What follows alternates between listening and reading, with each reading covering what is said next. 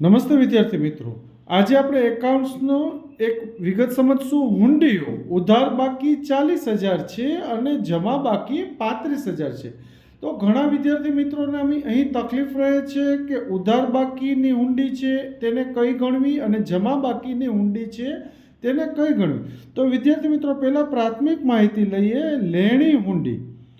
લેણી હુંડી તેની હંમેશા ઉધાર બાકી હોય છે.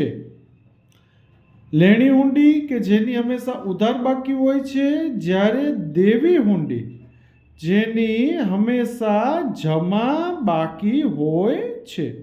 હવે વિદ્યાર્થી મિત્રો, આપણે અહીં જોઈ શકીએ છીએ ઉધાર બાકીમાં 40,000 આપેલા છે.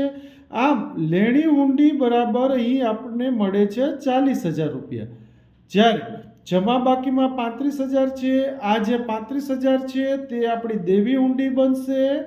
આમ આપેલ માહિતી ઉપરથી લેણી હુંડી 40,000 જ્યારે દેવી હુંડી 35,000ની બને છે.